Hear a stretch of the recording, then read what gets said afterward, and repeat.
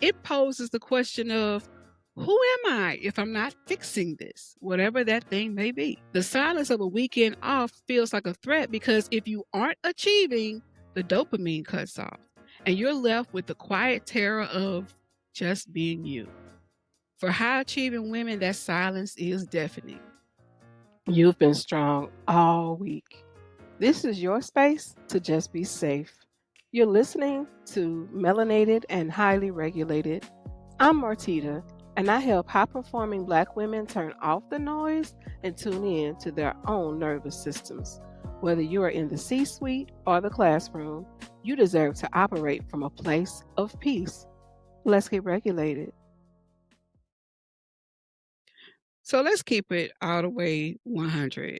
We've all been there. We've had this experience where we're sitting in the car, right? You know that moment. You're sitting in a parked car outside your house, outside your job. Either way, your engine is off. You are the most successful person that you know, respected, capable. Everybody relies on you. But for some reason, you just cannot get yourself out of the car. You're feeling completely hollowed out. You feel successful on paper, but you're collapsing on the inside. If that describes your situation, then this video is for you, sis. You aren't broken. You are in survival mode. So today we're going to decode this success trap. And I'm going to teach you a specific tool to finally turn off that internal alarm so you can stop that feeling of dread in minutes. Let's get real about this label, high functioning. A lot of us wear it well. We wear it like it's a badge of honor, but let's call it for what it really is. It is high speed collapsing in a blazer. You navigate your boardroom or your classroom, you kill it at your office, and sometimes at your job, your voice, either literally or metaphorically, has to be twice as loud just to be heard. You might find yourself code switching between your most authentic self and who you really are with the professional, so to speak, version that everyone expects. You even absorb the stress of your entire team or others that you lead while you appear to be calm. And this isn't just work. This is a trauma response to an unsafe environment. You show up and you deliver excellence and you try to mask what's really going on. But on the inside, your body is keeping the score and is trying to figure out this tension. You want to appear, I want you to picture what's possible on the other side of this. Imagine walking through the door after work and actually leaving the stress that you had at work. Imagine being able to deal with that stress in real time and it's not even an intense situation for you. Imagine having a Sunday that felt like restoration and not a pre Monday panic attack. That's the shift that we're talking about making today. Here's the paradox though. The specific hypervigilance that got you promoted is the exact same thing that's preventing you from resting. That ability to anticipate problems makes you a great leader, but now you just can't turn it off. You know the sensation. You finally sit down on the couch, but your mind is running a marathon. It's like you have an internal motor that won't cut off.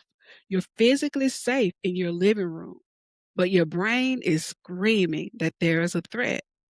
The reason this is so hard to break is that for you, motion feels like safety. When you've spent years defining your worth by your output, stopping feels dangerous. Your nervous system believes that as long as you are moving and fixing, you are safe. The silence feels like a threat because that's when the exhaustion finally catches up with you. And that silence asks a terrifying question. That question being, who am I if I'm not fixing this, whatever that situation is? Society applauds our suffering. We look up to women who are running on fumes and we call it grit. We subconsciously believe that rest is a reward we only get after we've nearly killed ourselves working. But I need you to hear me out, sis. Burnout is not a trophy. It is a warning sign that your biological battery is critically damaged. You have been renting your worthiness with your exhaustion, and the rent is getting too high. This isn't about needing a better planner. Believe me, I've tried most of them. This is about biology. You aren't addicted to work. You are addicted to the chemical safety of being in control. And that armor you built is getting too heavy to carry. You need to look at why your body thinks the only way to survive is to never stop running. So I need to share a personal moment because I know how this particular heaviness feels, right? So a few years ago in the pandemic, 2021, 2022, I had been running on pure adrenaline for months.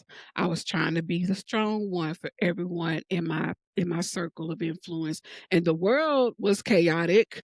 Hello, we were in a pandemic. And so at some point I was like, okay, let me just leave work for the day. It was a Friday, I was looking forward to the weekend. I thought maybe I'll just take a well-deserved restful weekend break, right? Because I earned it. Of course, I was in that mentality, work to earn your rest. I told myself that I just needed to sleep in and relax, and I'll be able to bounce back by Monday. And in my mind, that was the perfect plan. But that is not what happened. When I woke up on Saturday, I physically couldn't move. I had tightness in my chest. I felt this invisible weight just sitting on my sternum. And even though I was safe in my own house, my mind was frantically scanning for problems and threats. And those threats looked like, was there an email that I needed to reply to? Was there something I needed to do for work that should go on my to do list? Should I be using my weekend to work on something for work? It was like my brain had been wrapped in thick, heavy cotton. I was in a fog so thick I couldn't think straight. I felt guilty. I felt like I was wasting my time off. And by Sunday night, I was even more exhausted than when I started. And that was my crash and burn. I couldn't even make it into work on Monday or the day after that. And here's something that I realized, okay? This is something that changed everything for me. Burnout is not a mood, it is a physiological state. What I was experiencing and what you are experiencing when you cry in the car is your nervous system effectively pulling the emergency brake. Wow. Your brain has become chemically addicted to the hustle. Every time you complete a task or solve a complex problem or save the day, your brain releases a hit of dopamine. It feels like competence. Over time, you start to rely on this chemical feel good hormone just to feel normal. You become addicted to the sensation of fixing things because it numbs the pain of the stress. And this creates a terrifying identity entanglement. It poses the question of, who am I if I'm not fixing this, whatever that thing may be? The silence of a weekend off feels like a threat because if you aren't achieving, the dopamine cuts off and you're left with the quiet terror of just being you. For high achieving women, that silence is deafening. You keep running because stopping feels like a debt. You keep running because stopping feels like a death of the self. Then there is the cortisol reality. We call it the Sunday scaries, but medically, it is your body flooding with cortisol in anticipation of Monday. Your amygdala, the ancient part of your brain responsible for survival, doesn't know the difference between a difficult meeting at work and a tiger hiding in the bushes. It just knows that danger is coming. So even when you are sitting safely on the couch, your heart rate is elevated and your muscles tense up. You are physically preparing for battle while watching Netflix. This isn't this is exactly why those fluffy self-care things fail us. So hear me, sis. A bubble bath is not going to fix your amygdala when your brain thinks you're being hunted. You cannot relax your way out of a survival response with a bath bomb. That is putting a band-aid on a bullet hole. Traditional relaxation techniques try to convince your logical mind to calm down, but your logical mind isn't driving the bus. Your survival brain is. Your body needs a signal of safety to physically interrupt the chemical cascade keeping you trapped in this fog. So, if we can't think our way out of this, if we can't just relax our way out of this, what do we do?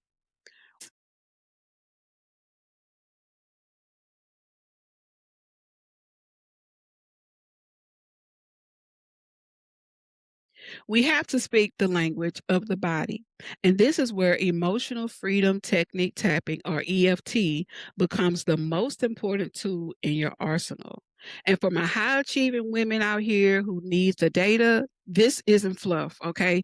Research shows that a single EFT session can reduce stress and anxiety markers by over 30 to 40%. It specifically targets the amygdala, sending a signal that deactivates that fight or flight response we were just talking about. EFT is not just another cognitive strategy. It isn't about thinking positive thoughts while you drown. It is a somatic switch. And when I say somatic, I mean we are working directly with your body and your nervous system. We are creating what neuroscientists call a prediction error. Your brain expects danger. That is the pattern, right? But when we tap on different acupoints while acknowledging the stress, we're sending a calming signal to your amygdala. We are telling the brain, I know you see a threat, but we're actually safe right now. It rewires the neural pathway from alarm to safety. And the best part is you can do this right now in the next few minutes and feel the shift immediately. So here's how we stop ruminating so you can actually be present for your life. This is that moment when you walk through the door. This is for that moment when you walk through the door after work or when you finally close your laptop on a Friday. First, I want you to check in with your body. On a scale from 0 to 10, how loud is that internal alarm right now? 10 is I am vibrating with stress. 0 is total peace. Don't judge it, just go with your number. Now we're going to start tapping on the side of the hand on that karate chop point. And we do this because toxic positivity doesn't work. We need to acknowledge the stress to release it. We are simply telling the body to start telling the truth. So tapping on the side of your hand on that karate chop point, I want you to take a deep breath and release it.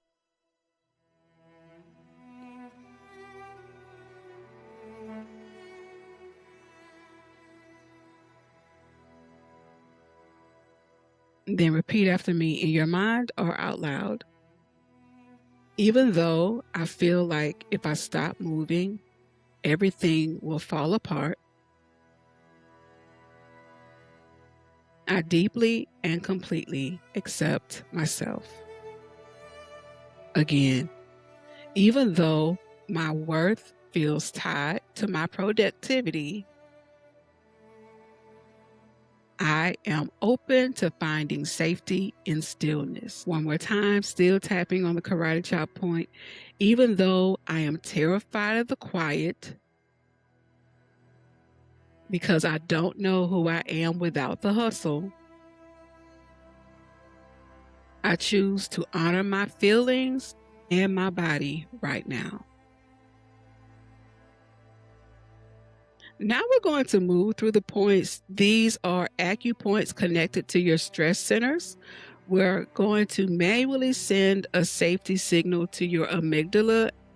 We're going to do 3 rounds of tapping. First, we're going to acknowledge the truth. Then we'll work on releasing the control. And finally, we're going to anchor in safety. So we're tapping now on the eyebrow point, and we'll start by acknowledging the fear. And once again, you can repeat these phrases in your mind or out loud. Do what's comfortable for you. Tapping on the eyebrow point. This fear that I have to be in control to be safe. Side of the eye, the exhaustion I've been hiding from everyone. Under the eye, my brain thinks I'm still at work. Under the nose, this constant need to do more. I'm so tired, but I can't stop. Collarbone, I'm afraid if I stop, I'll crash. Under the arm, this pressure to keep performing. Top of the head, all this tension in my body. Now, take a deep breath and release it. We aren't fighting these feelings, we're just naming them. Let's go in for another round to release the control. Tapping on the eyebrow point. But maybe I don't have to carry it all right now. Side of the eye, releasing the need to fix everything this second. Under the eye, it is safe for me to put the armor down. Under the nose, releasing the belief that I have to earn my rest. Point is safe to just be. Collarbone, I am more than just my output. Under the arm, I am releasing the guilt of resting. Top of the head, I am giving my nervous system permission to stand down. Take a deep breath. Feel that space opening up as you release. Now, let's affirm our safety and wholeness. Tapping on the eyebrow point, I am choosing to feel safe in the stillness. Side of the eye, my worth is not a thing I have to earn. Under the eye, I am valuable simply because I exist. Under the nose, I am worthy of rest. Chin point, I trust myself to pause. Collarbone, I am reclaiming my peace. Under the arm, I trust that the world will keep spinning while I rest. Top of the head, I am safe, I am whole, I am enough. Stop tapping and take a deep breath in and let it all the way out. Let's check with that number again. Did you drop by any shifting points? That shift in your nervous system, realizing that the tiger isn't in the room. You just manually turned off the alarm. We're moving from survival scanning to safe stillness. The goal here isn't to make you stop caring about your career or to make you lazy.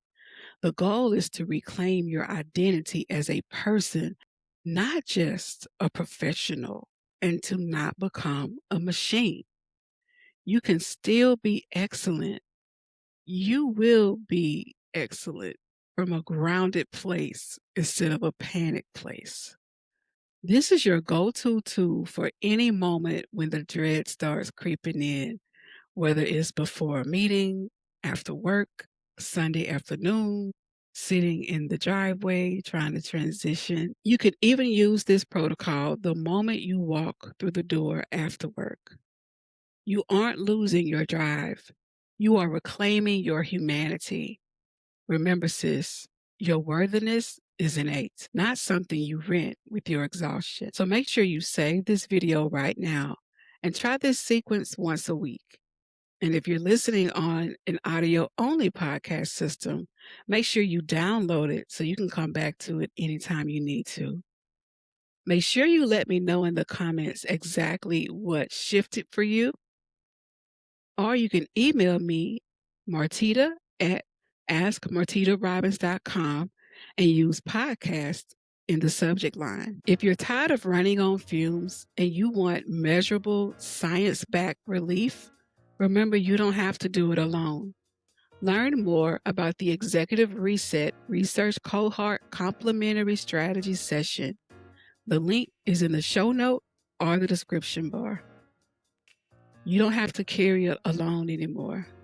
That is my honest promise to you. Until we meet again, keep tapping and stay regulated.